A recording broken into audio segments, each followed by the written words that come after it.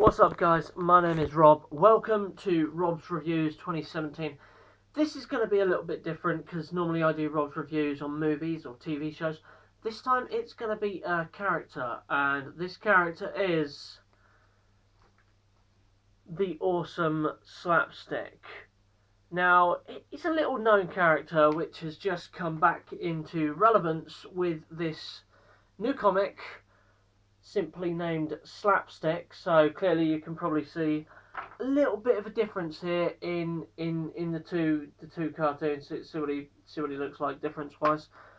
I first encountered Slapstick when I was reading the New Warriors, and I was like, this guy is fucking awesome. He's a great character. And I was like, has he got any single issues? And I was like, yes he did. Went on the Googles, and I was like, sweet. So I got them, and I was like, this is just great. I mean, it's called the Awesome Slapstick. Was pretty awesome. He's a funny character. He doesn't take things too seriously, and I don't know how to describe it. Just pick it up. It's a fun read. He also is in the New Warriors occasionally, and also during Avengers: The Initiative. Like, this is post Civil War, and they have him go to Camp Hammond and have some fun adventures with that. And it gets a little bit serious in that, but he also keeps up his levity, and it's not too stupid and too out there. And they have fucked him in this latest series. They have fucked the character so much. I think I showed you before what he looks like. He looks like this now, which is it's a bit of a step away.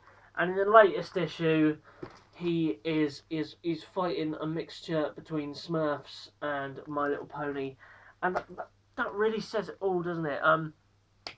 The writer of this was the writer of Deadpool World's Greatest, which is where Slapstick just made his resurgence before these comics came out, his own brand comics. And he was like, well, I was writing for Deadpool, and then I thought, you know, Deadpool's a bit too Deadpool now, so I'm going to write Slapstick because he's a bit of an unknown character and I can kind of do what I want and not make him as stupid as Deadpool. Well, you fucked up, mate. You've done fucked up. And the writers of Deadpool World Greatest have fucked up too. They introduced Slapstick as a main character, well, as partially main character in the little series, and with Deadpool's Mercs for Money as well.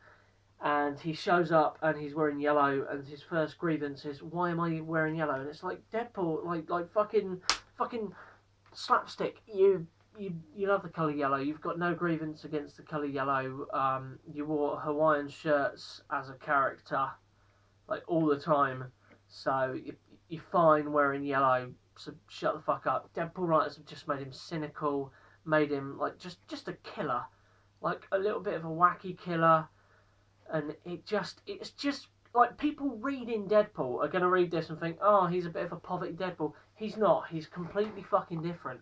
The only reason he went apeshit and fucking almost killed a guy in the Avengers: The Initiative story was because he was offending his dead friends. Like, just literally just shitting on the dead New Warriors. And, I mean, he flipped and just beat the shit out of him with a hammer, and it was fucking amazing. One of the best moments in comic history, in my personal opinion. Didn't have some grandioso effect, but the character development was fucking superb in that. And the Deadpool writers were like, oh, we did that one time. I'm not going to look at the backstory of it. Let's just make him a cold hard killer. Let's have him do a load of crazy shit because it's fun. And it doesn't, it just makes him cynical. It's bullshit. And they've also decided to do this thing where it's like, oh, he's fucking, he can't turn back, he can't revert back to his normal human form. He's going to stuck as this cartoon forever. And they decided because of that, it's like, oh, he can't ever have a penis no more. He doesn't have a penis, he can't get it up. That's funny, isn't it? It's not funny. It's pretty immature, pretty boring. I know Slapstick's quite immature as itself, but it doesn't need to go to that low level. And once you've said it once, it's just not funny. Like, honestly, read it. It's pretty boring, pretty petty. It's lazy fucking writing. I don't understand it. And there's nothing that alludes to this anywhere pre this Deadpool fucking reincarnation, which is fucking shit, by the way. So yeah, I mean, obviously in Avengers: The Initiative they say that Steve Harmon, Slapstick, hasn't reverted back to his human form in a while, and it does make him a little bit loopier. And I guess their version of this is that he's just turned into this fucking mercenary, which is fucking bullshit. Which he still is in the comics now. He's still a mercenary, which is fucking cunty bullshit. So fuck you, Deadpool writers.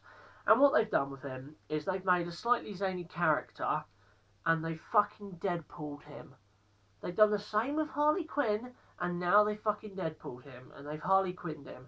Where you get a slightly zany character, and then you think, right, we'll go overboard with this. We'll make them fucking crazy as shit. We'll have them do really crazy shit in their stories.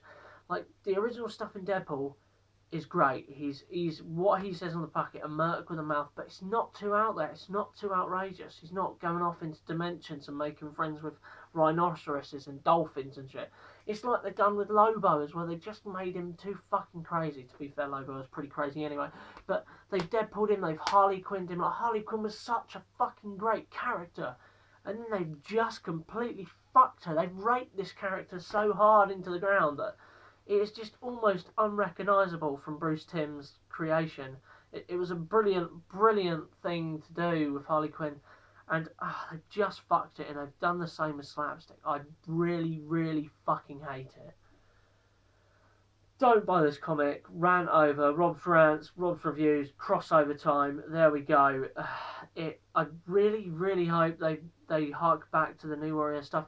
The only good thing about this comic is have Mike Jeffries in it, who is Slapstick's best friend. Quite often you go back to a character and they don't show any bit of their past. They just literally just say, oh, this is a character, we like him, let's fucking pluck him out. But they've actually gone back to it, and Mike Jeffries is one of the only guys in comic history that goes around constantly wearing a superhero t-shirt. He's like such a fanboy. I love it. I think he's a great character. He's friends with Steve. He's a bit of a rock to Steve's funny man, as it were. It's just good. I like him, and I like their relationship. It's good. Some of the writing's good. Some of it is just fucking abhorrently terrible. I think I'll end it there. It's not there you go. I don't really know how to end it, so I'll just fucking show you a few of the comic-y things. Wow, this is fucking long, isn't it? There you go. There's fucking Slapstick for you. This is all the current issues and shit. Oh, that's just batteries. Okay, I hope you enjoyed Rob's review. Let's get more of this Slapstick back. Not this cunt.